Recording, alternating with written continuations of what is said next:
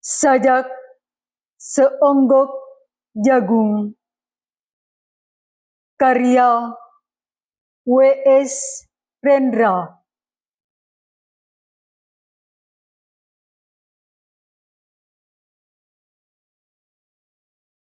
Seonggok jagung di kamar dan seorang pemuda yang kurang sekolahan.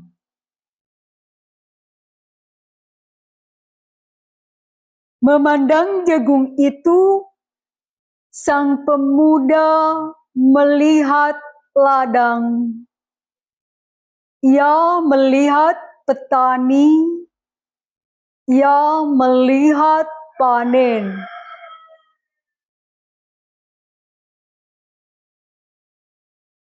Dan suatu hari subuh, para wanita dengan gendongan pergi ke pasar.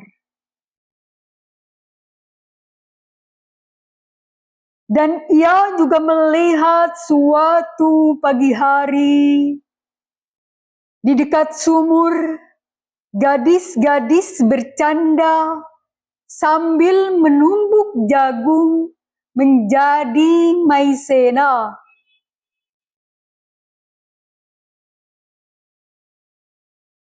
Sedang di dalam dapur, tungku-tungku menyala.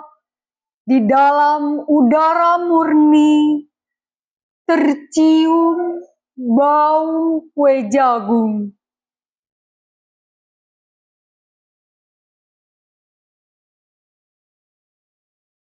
Seonggok jagung di kamar, dan seorang pemuda. Ia siap menggarap jagung. Ia melihat kemungkinan otak dan tangan siap bekerja. Tetapi ini seonggok jagung di kamar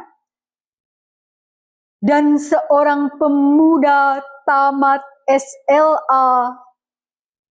Tak ada uang, tak bisa menjadi mahasiswa. Hanya ada seonggok jagung di kamarnya.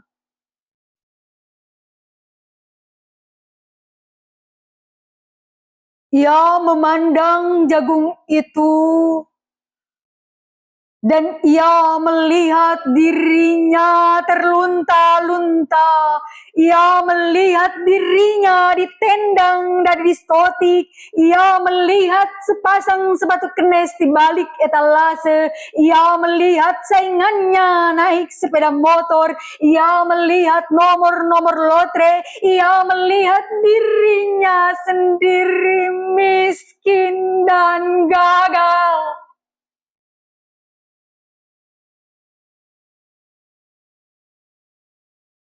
Seonggok jagung di kamar tidak menyangkut pada akal, tidak akan menolongnya.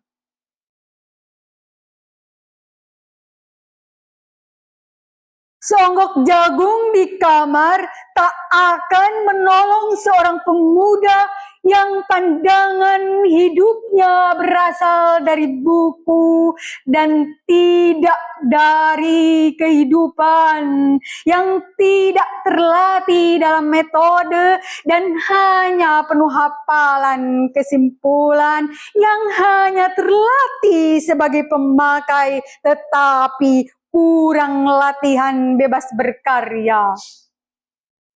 Pendidikan telah memisahkannya dari kehidupan.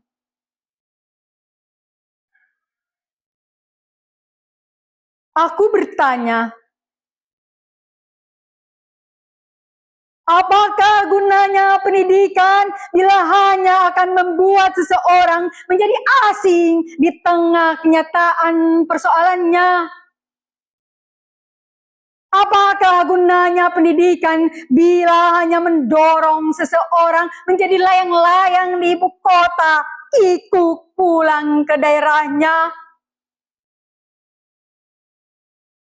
Apakah gunanya seseorang belajar filsafat, sastra, teknologi, ilmu kedokteran, atau apa saja,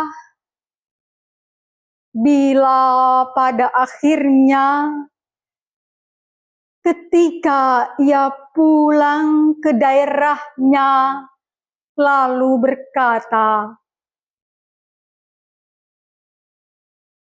"Di sini aku merasa asing dan sepi."